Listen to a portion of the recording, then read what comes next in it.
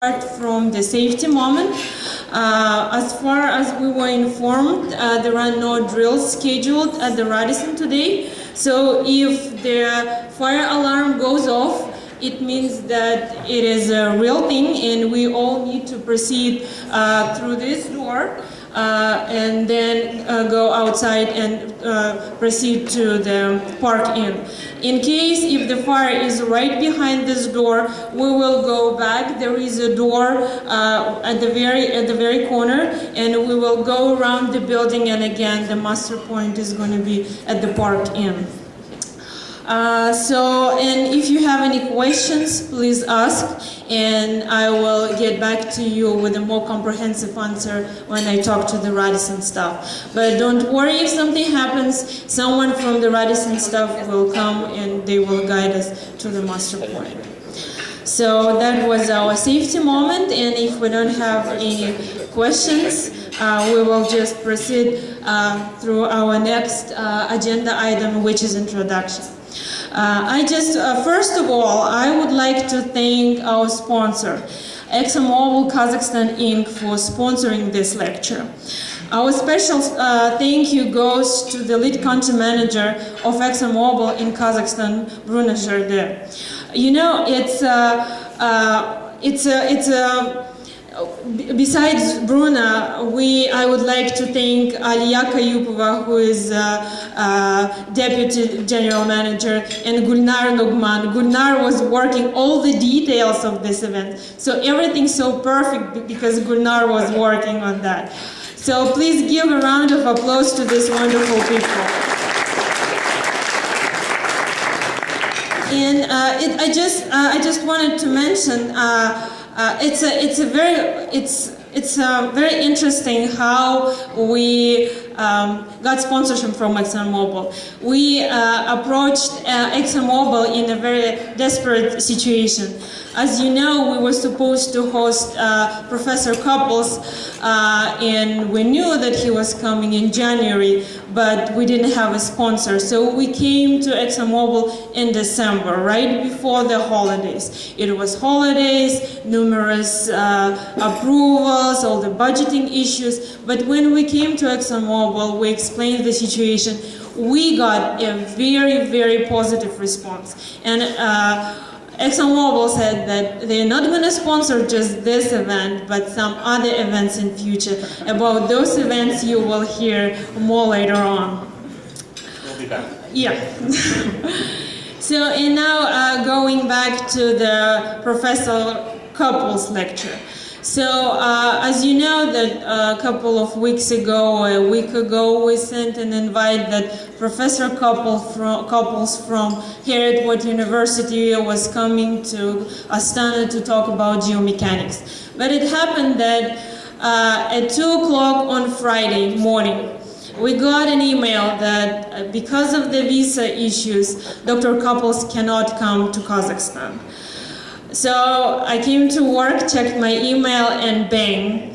What we're gonna do, we have a venue, we have guests invited, we have to do something. I called to Bruno at 8 o'clock in the morning, and we discussed what we could do, and he proposed that I talk to Doug, because Doug is our very experienced professional. He worked on a number of projects around the world. And he has an excellent speaking and excellent leadership capabilities, and he can share his experience with us. So I talked to Doug, and Doug said, it just luckily said that Doug was thinking about making a presentation sometimes in future for SPE, but he was brave enough, and he just saved us. He just saved this meeting and agreed to talk and give a speech in this lecture. Thank you very much. Thank you, ExxonMobil. Thank you, Doug. And now, please give a round of applause again. And now I will leave the floor to our sponsor, Bruno Jardin. Okay, thank you, Tatiana. Okay, I won't be too long, but I wanted also to kind of welcome you today. Dear ladies and gentlemen, уважаемые дамы и господа, я рад быть здесь сегодня. And that's going to be all in Russian because the speech will be a bit too long if I was going to go on like this. I'm happy to greet you today at this SPE lecture, and quite happy with ExxonMobil to sponsor that event. First of all, I want to use this opportunity to once again congratulate the opening of this Astana section, the SPE.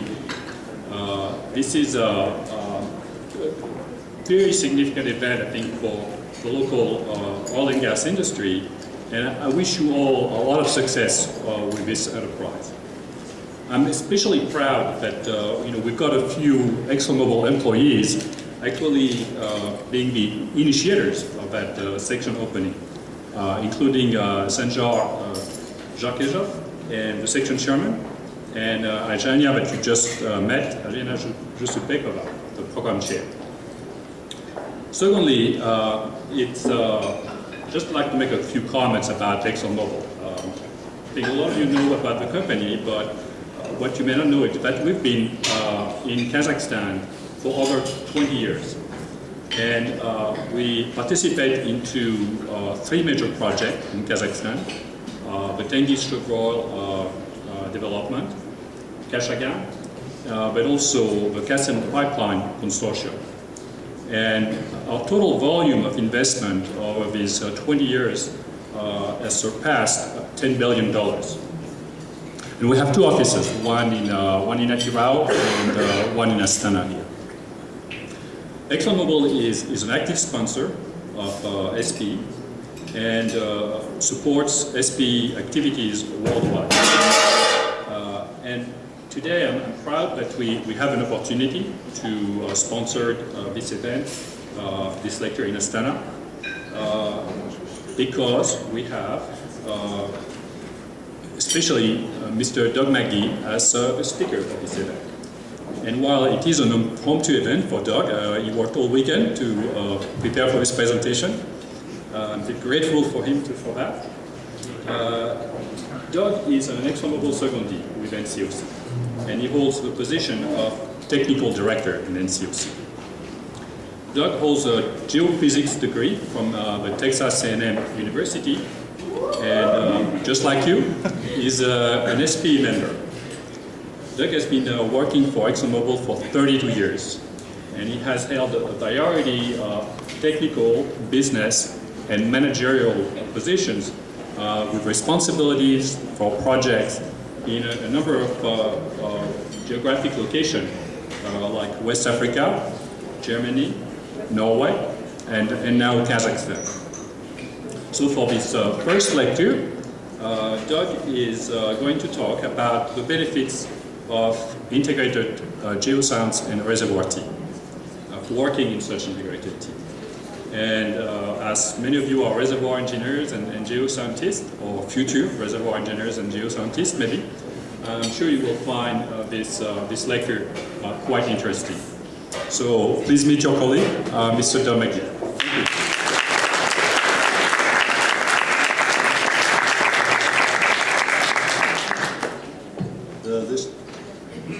I'm a little taller, I think. How does this work?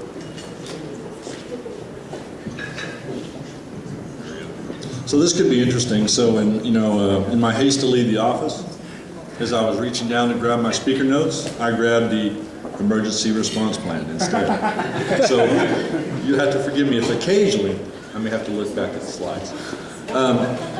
When I was studying geophysics at Texas A&M so many years ago, the curriculum there really is basically an applied physics with some geoscience thrown on top. And so if you think about it, applied physics and basic engineering are very similar.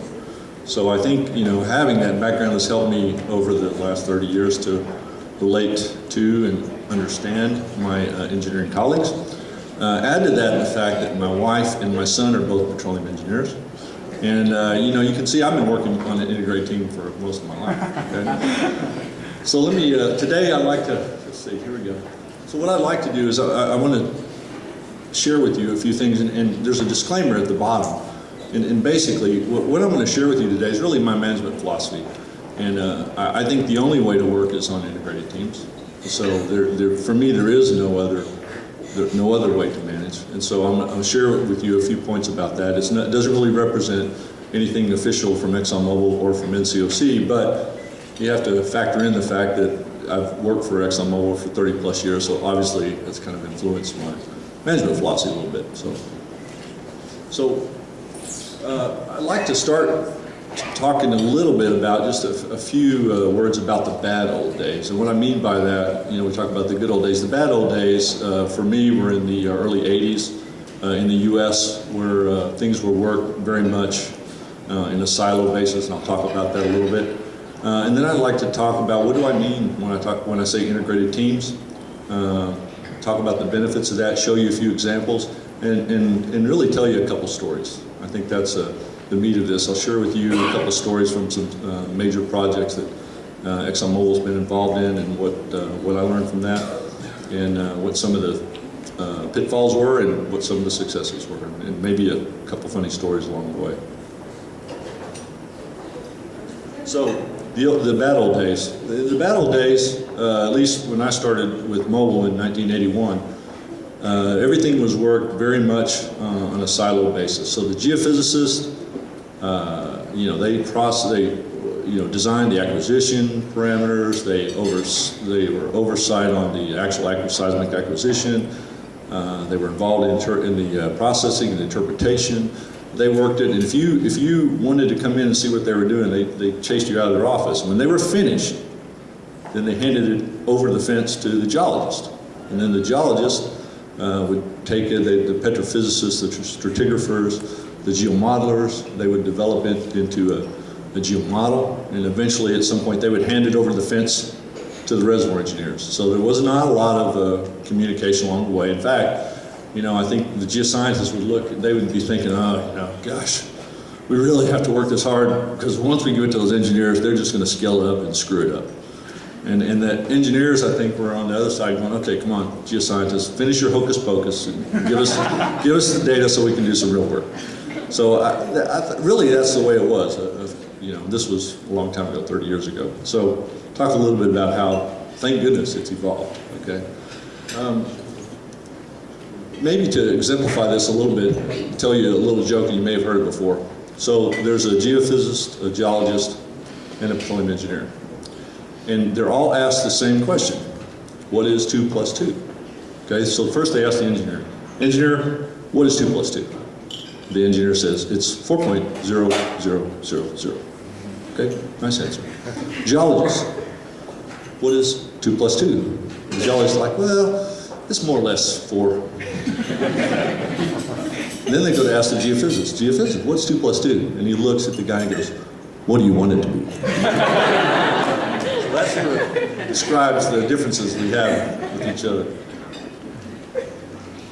When you talk about integrated teams, most companies are organized in some sort of functional basis. Either it's functional in terms of geoscience engineering, it's functional in terms of exploration, development, production.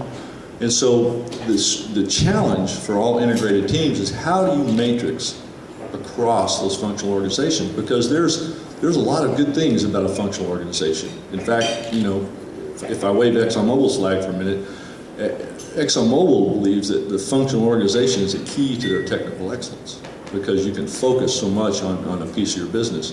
And so then the challenge for us as managers and as for us as professionals is, how can we, in our jobs, matrix across that and make it more efficient? That's really what I'm going to talk about today.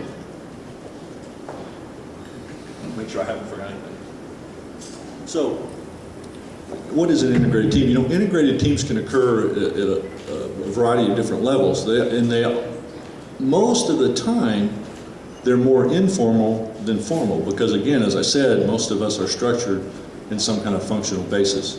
So in this picture, you can see on the left, I have the geoscientists kind of all nice and collaborative, hanging on to each other, and I got the various, the different aspects of geoscience. You see, oops. There it is. You got seismic interpreters, stratigraphers, petrophysicists, geomodelers, production, exploration. On the engineering side, you have the reservoir engineers, surveillance, and so you can kind of see, I got the geoscientists all buddied up, working together, and the engineers are kind of sitting back like this, going, show me what you got. Could be either way, though. Just just a picture. For me, the important thing, I'll talk with two examples, and I'm going to end up talking a little bit about NCOC here in Astana, and talk about integrated reservoir geoscience teams. That's mainly what I'm going to focus on. So, this, I don't know if I can remember all these, but I may have to look a little bit. The benefits. Why is it important? I really think that, I already said, in my position is that this is the only way to work, integrated teams. I think the challenges we have today in the oil and gas industry, there's no other way to work. You have to be an integrated team in some form. So, the benefits are mainly around higher quality results. I mean, you get better results. You save cost. You save time. You get better commitment from your team. You have better alignment. And ultimately, I think, people have better job satisfaction working in an integrated team. So what did I forget? Improved collaboration, improved processes. And it's pretty straightforward, the kind of benefits you get from working on an integrated team. So now I'd like to share with you two examples. One of them is a project ExxonMobil did in Mexico, and the other one is going to be a project that we did in Chad. And Jeff Toxey's not here. It's too bad because he could keep me from lying. Jeff Toxey, when I talk about Chad, Jeff Toxey was actually on the Chad team at the time this story occurred. So if you guys know Jeff, you can check my facts later. Let me know. So around the early 2000s, there was a lot of companies were interested in Mexico. And the reason was because the government was changing. President Fox had just come into office. Things were loosening up, and prior to that, no foreign operators were allowed to do any work in Mexico. So what they did is they were running sort of a beauty contest. That's what I call it, a beauty contest. They were trying to find out which companies could be the best partners of choice for Pemex. And so they didn't want to just, take a tour of the research lab. They wanted to work with them in the office together and see what kind of partners are they really. So we, ExxonMobil, Shell, and a few other companies developed, along with Pemex, something called a technical collaboration agreement. We signed these agreements with Pemex, and the idea is they assigned you a project, and the project ExxonMobil was assigned was an offshore field in the southern. I think I have a map here. Yeah, you can see where it is. Oops. Right there. So that's the Yucatan Peninsula. There's a humongous field, one of the biggest fields in the world is Cantarell. This was a little bit southwest of Cantarell. There's a couple billion barrel field. It had been on production for a while. It's a fractured carbonate with vugs, similar in some ways to Kashagan. From one year to the next, the production had dropped by 50%. So they were not happy about that. And so the project was to work together, ExxonMobil and Pemex, and completely revise the depletion plan, come up with a new depletion plan for this field, and do it in 18 months. So I don't know, those of you guys that have worked on development plans or depletion plans, it usually takes 3 years. So this was, they wanted us to do it in 18 months. So I was actually, at the time this happened, I was a business development manager, so I was the guy wheeling, dealing, making the technical collaboration agreement. I came back home after we signed it. I was feeling pretty good, and I was thinking, I feel sorry for the sucker they choose to manage that project. That's an impossible project. So that was Friday. Monday morning, I get a call on my phone, and my phone, just like now, has the person's name on it. So I look, and it's the ExxonMobil Exploration Company president calling me on my phone. So I answer the phone. Hi, John. He said, Doug, can you come up and talk to me? So I go up there. My boss goes with me, and he goes, really appreciate the work you did, technical collaboration agreement. He goes, well, since you're most familiar with it, we want you to be the project manager. So okay. So after I got over the shock, You know, I may be a naggy, but I was quickly realized that I needed help. Right away, I needed help. And so the first thing I did, so this was in the afternoon, so I had a chance to think about it. The next morning I went in, I asked for if I could go see the president again. I said, really, you know, how do you guys view this? And he goes, well, this is very high priority for ExxonMobil and for Pemex. The CEOs are personally committed. Both CEOs are personally committed. So, you know, he didn't tell me he had carte blanche, but he said, you know, tell us what you want. The first thing I said is I had thought about it overnight. I knew exactly who I wanted for my geoscience lead. And so this is the exploration president. He's in charge of all the geoscientists in the company. I said, can I have this guy? He said, yeah, you can have him. So that was day one. Day two, I went to see the vice president of a production company, and I asked for specific people to be the subsurface lead, the guy that was a reservoir engineer, and the engineering lead, another guy. The next day I flew to Mexico City. I met with Pemex, negotiated with them who's going to be the Pemex lead, and I had my management team in place within a week. So then the management team we spent the next 6 weeks defining the objectives, gathering the data, gathering our team. It was kind of the dream team in some ways. There's about 35 people. I'll show you a org chart here in a minute. We got together, and the first thing we did is we got all the team together. We did a bit of a team building event because a lot of people didn't know each other. So we spent some time doing some team building. And then we spent 2 days going through the objectives. Does everybody understand what we're trying to do here? Does everybody understand where they fit in? Does everybody understand your place? And just to remind you, we had a mixture of Pemex and ExxonMobil people there. And so there was a tiny bit of a language, but it wasn't too bad because most, you know, Spanish and English, you know, everybody spoke a little bit of both, and we were able to get around that. So we established the key objectives. Let me show you the org chart because it's kind of important to look at. Very simple one.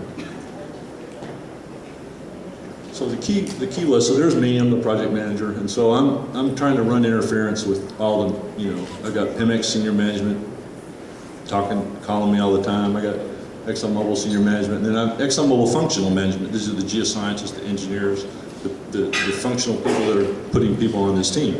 And so the key here was, and this was a little different at the time. I mean, you guys that are on ExxonMobil, this was early 2000, is we had a subsurface lead interfacing between the project manager, the geoscience team, and the reservoir engineering team. So this is a little different. So I have a reservoir engineering team with all the simulation engineers, surveillance, production, completions. We have the geoscience team with the seismic interpreters, petrophysicists, modelers, production, stratigraphers, the normal stuff. This was a key aspect. Getting this organization in place and establishing the clear objectives. The other thing is location. We were able to find a location where we could put everybody on the same floor, and this was very weird for some people. We had a workroom almost as big as this room. Everybody was in the same workroom. Geoscientists, engineers, everybody was in the same workroom. So what happened is, instead of doing everything in series, you know, like doing seismic interpretation, and petrophysical interpretation, and stratigraphy, and we were able to do so many things in parallel because as the seismic interpreter was interpreting, the stratigrapher was sitting right beside him. So was a production geologist looking at the well, so was a petrophysicist, and actually so was the geomodeler. So geomodeler was able to start building the framework for his model very early on. Later on, when we're moving forward to simulation, the geomodeler and the simulator were working on it together. The simulation engineer was, literally side by side. When he saw that the geoscientists were spending too much time on some detail that wasn't going to matter when they scaled it up, he said, look, you guys, don't waste your time. It's not going to make any difference because you had to keep focused on what's the ultimate goal. The ultimate goal is a revised depletion plan that's going to help the production in this field. So being in that environment,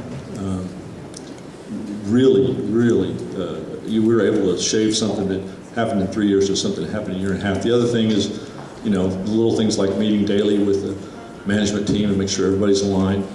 When we establish objectives, we establish clear milestones and achievements. But every time we reached one of those, we celebrated it because you can't just sit there and crack the whip on people all the time and they achieve a milestone, you're like, oh, get back to work. You have to, you have to stop and say, hey, okay, great, we achieved it. Let's celebrate that and then get back to work. But and then throughout this time, we did various team building events. So, in the end, we were able to deliver a depletion plan that's been implemented and had a dramatic impact on the field, and it was done through the fact that we could integrate in that way. So that's one example. I want to tell you a personal story here. So about 9 months into this project, the same guy, the exploration president, called me on the phone, which this is like the second time he's ever called me. And he said, hey, Doug, it was Monday. He goes, I'm going to go meet the president of Mexico on Friday. He goes, I want you to go with me. I'm like, oh, okay, great. He said, well, I'm really busy this week. He said, but please put together a briefing book, and I want you to ride on the corporate jet with me, and we'll go through the briefing book on the plane. I'm like, hey, corporate jet. So believe me, if you've ever ridden on a corporate jet at ExxonMobil, it's not nearly as much fun as you think. So the corporate jet basically is, at that time, had 2 seats on one side facing each other and a seat behind, 2 seats on the other side facing each other and a seat behind. The exploration company president sits here and puts his feet up